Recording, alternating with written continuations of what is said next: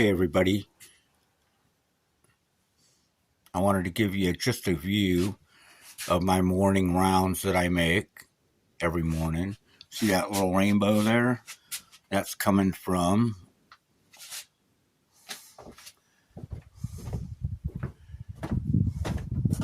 this.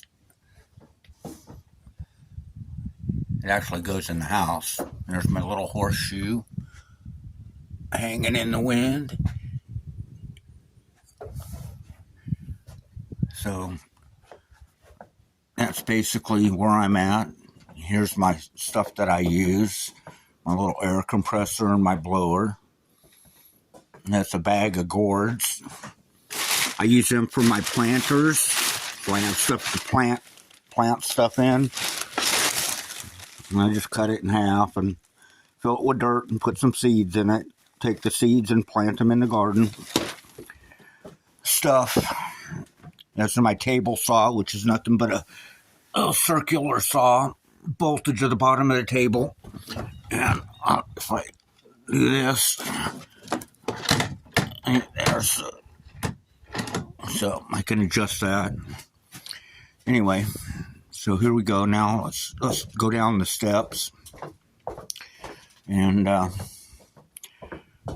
now this is a pallet that's covered with roofing tiles because the first step is so far from the ground.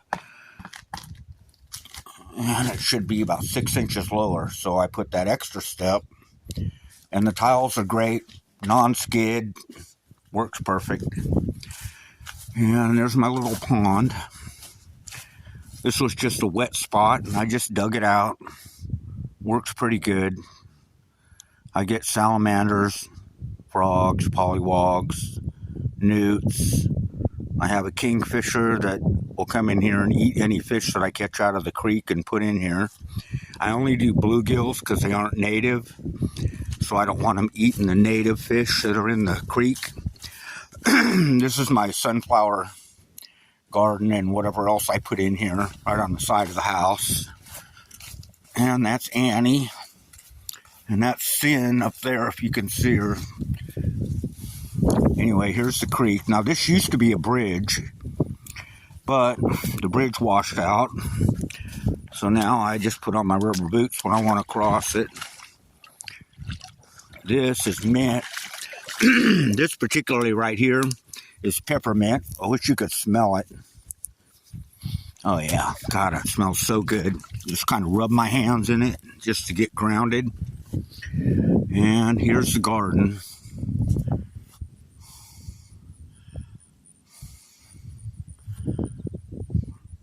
About 20 something feet by 300 feet or 100 yards. And there is a volunteer radish. These are all baby sunflowers that weren't big enough for me to save, but the birds just loved them. And now here we have carrot. And I don't know how, I've never been able to get carrots to grow, but when I went ahead and cleaned this all up, yep, there we go, carrot.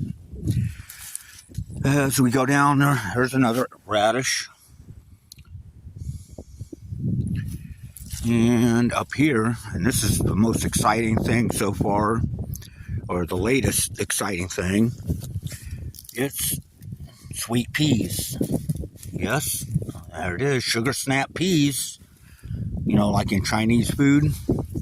There's a couple more. And there's a couple more. 2 of them, actually. See the little one there? And that one. And then if we go up here, and there it is. There's more sugar snap peas. And those are from the peas. Oh, here's another one. And those are from the peas that I planted in the spring. And they had a few peas on them. But I was saving them for seed. But then that didn't work. Now I have a few sugar snap peas seeds in the house. Here's some more carrots. Now notice, see this long one, right? But there's the actual carrot itself. Now, we've had hard frosts several times, and they're still growing, which I think is pretty interesting. Another one. Actually, there's a whole row of carrots in here. Now, here's some beans that are sprouting. Generally, this wouldn't happen. But I grew 7 types of beans in my garden, and a lot of them I just check. There's one where there's 3 beans sprouting next to a carrot, another carrot. You got to remember, I didn't do anything. I just planted it all this spring and then basically took care of things and weeded around the plants that I wanted to grow and left everything else alone. I did a couple experiments this year. I went ahead and tilled the center area to see if it would show any difference in what was going on. And as you see, it really didn't make much difference at all. You can see the little divots, the little trenches there that the tiller did. So you can tell exactly where I tilled. Really didn't do much difference in the garden at all. Now, on the other hand, if you come down here, oh, wow, I wonder where that pea came from. This is, all right, that pea's there on the edge of the garden.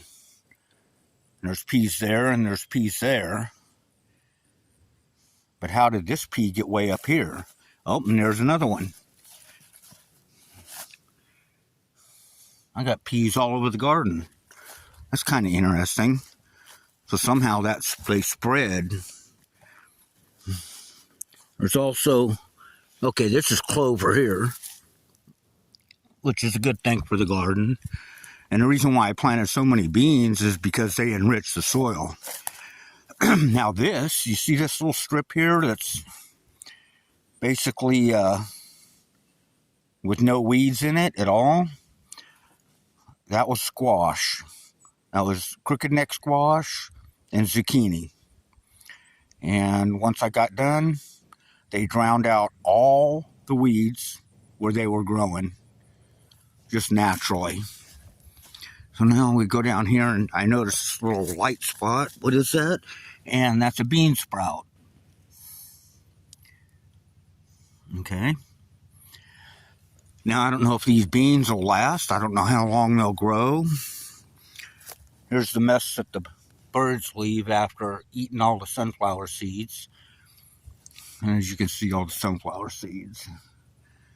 Okay, and then you notice T-stake, line, and then an electric fence pole at the top. And all I did is use the electric fence clips to slide the post in, and that keeps the deer out pretty well, actually. I don't have it up now because basically I just let the deer have it.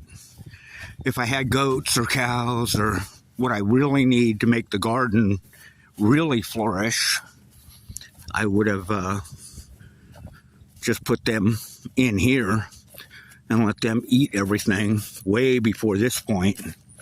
But then again, I wouldn't have had my pea sprouts. Now over here, these are my pallets. I use them for whatever sends my pop. Right here, it's just basically to keep, I have a frame that fits on the back of my truck in order to make like a big camper shell that I can close in. I'm in the process of that, but of course, finances. Can't afford the wood to finish what I'm doing. This is my water trough, one of them.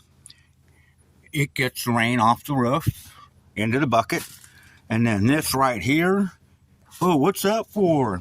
Well, that's to let anything that gets trapped in there, because it can't climb up the sides of the water trough, but it can climb up this piece of wood and get out through this little hole, or climb up underneath the little edge here. No, you can't really see it. Well, you see how the edge is? So it climbs up there, gets on the edge, and climb out that little hole. And then this, it just used to have a little plug in it, but I took some foam from there's a rubber company up in town here, and they put out their old scrap rubber. And what I did is I made a long washer type, just drilled a hole in a piece of plastic and then made it a little bit bigger around than the hole that the cap fit into, and then wrapped that around a hose and then a switch. So, well, there you go. So I can drain that, and that's what I water my garden with if needed. My second one is the same thing. See, it's full. Roof and spigot. Now this one I used a car windshield type caulking. There's my neighbor moving his truck. Okay, so that's the basics there. I just showed you the stuff that I look at every day. And there's other things that I'm looking at, but you probably wouldn't appreciate them. Now we have, this is my pond, culvert, easement, pond, main rock. Going down here, this goes through here, under there, and then it actually is covered. And there's an old cement post hole, cement from the post hole, but the post hole's gone in front of the tube. And that tube, or that connects to the tube, which goes underneath and comes out here. Now, if I want to lower the level of the water in the pond, all I do is I undo this.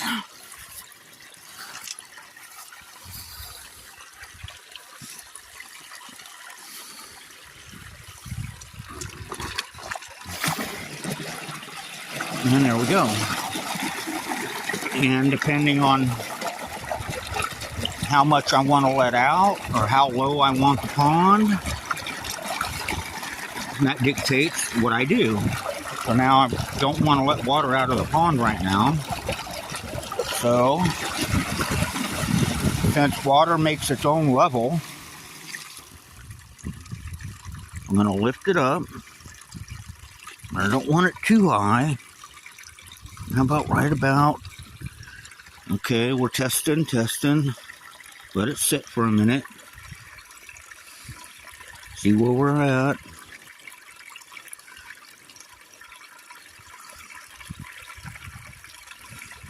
Alright, we're about 3 rings short at top level from the flow. So what I'm going to do is I'm going to pull it up just a tad more. Oh, there we go. Now,